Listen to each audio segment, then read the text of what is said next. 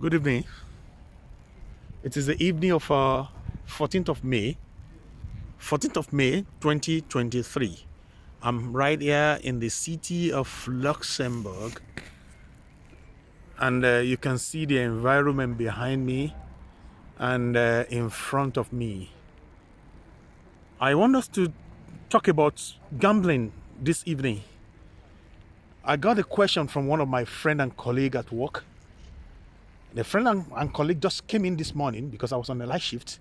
He just came in this morning and was asking me, hey, can you tell me why you Muslim don't gamble? Why don't you gamble? Does it actually mean that you don't go to casino? He was asking me. Does it actually mean that you don't go to casino? You don't play sport betting and stuff like this? No, he just came in. He was just coming from his house. I don't know what brought the question to his mind, or what brought the, what gave him the idea that he has to just come in and when he met me on the table and he has to keep asking me, just tell me something about gambling. So I was wondering, why is this man asking me about gambling and stuff like this, and asking me, you Muslim don't gamble? Why don't you gamble? The guy actually is from Africa, just like me. And I think probably is a Christian as well, but Christian or Muslim, it doesn't actually matter, because issue of gambling is it's universal, it's general. It doesn't have anything to do with either you're a Muslim or you're a Christian or something. It's a phenomenon. It's a way of life. It's an habit. It's the way people, it's an habit whereby people just made up their mind and said, okay, this is what I will do, and I will keep on doing it. And actually we know that definitely there actually nothing people do in this world that is not because of benefit. That's not because of one benefit or the other, and that's why they do it. So, and gambling being one of them. Gambling, like any other thing, like every other habit, every other habit, like sex and stuff like this. People do this just because of some kind of a certain benefit that they will benefit from it. So that the guy was asking me, and what was my answer? Like the kind of person I am, I wasn't caught unaware. I just gave it to him directly, and started the discussion before I left my table this morning at work. So, what was my answer? And what do you think my answer could be? And if the same question was thrown to you, what would you say too? So let's discuss. What's the benefit of gambling? Is it actually good to gamble? Is it actually good to do the sport betting? Is it actually good to do the casino thing that people do?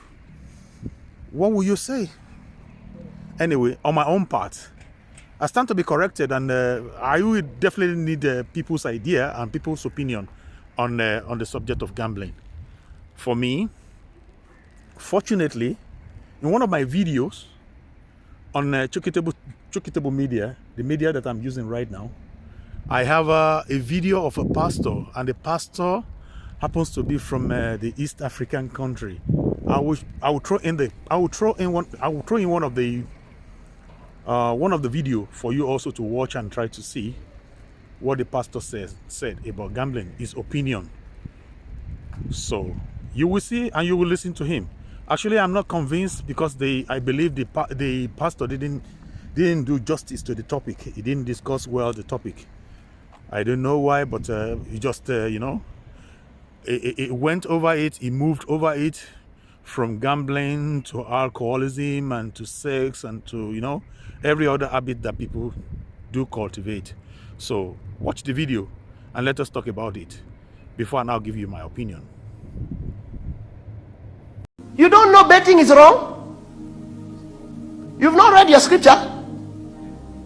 And then you see gospel artists. What shocks me about my nation? We have people leading and they should not be.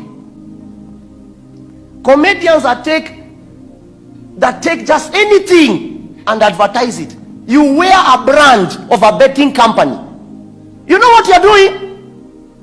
You think God will ignore you? At the end, you will be, don't worry, let us live longer.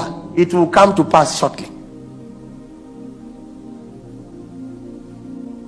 So if you are here and you're a gospel musician and people are just paying you money, it doesn't even matter if you are gospel or secular. We are not interested.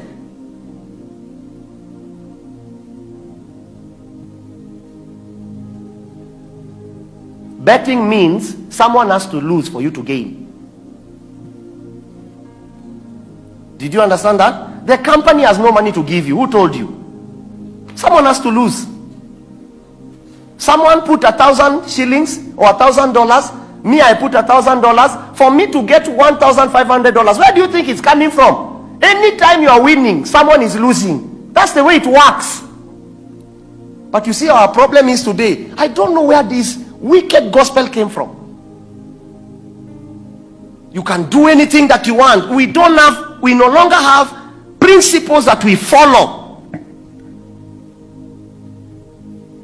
It's my church, my church, my church. My pastor says it's yes. I told you the other time, your pastor has no heaven. Apart from his village, he doesn't even own property. Where will you go when the end comes? You know what the problem is? We have been taught that get money at all cost. That's where the problem is. In this kingdom, we only get money at godly cost.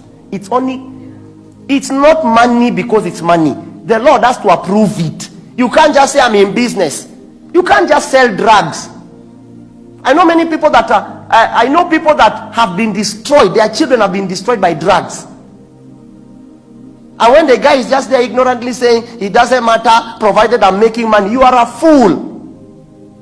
Why don't you look at your children and you notice that they are foolish? You have planted that in people's children. Then you will harvest it. We saw that the first sin, when God finally wiped the whole earth, everything was clean. What was the first sin? Say it. The camera is not saying it's me. It's alcohol. So if you are here and you are in alcohol business, you will have your day.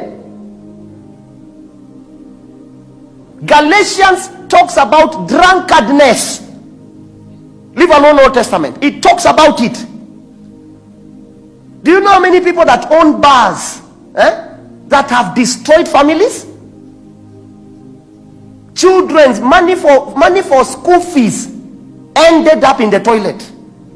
You know why? Because today we don't have, I don't know what gospel you are preaching. Our gospel has no limitations. We are living in a wild. Can I tell you, when you got born again, you see this house. Think of the kingdom as this house. You are inside this room. You don't have a choice. You are not free. The Lord takes you from Satan. He puts you in his cell. That's why I taught here the other week, prisoners of Christ. You are in a prison.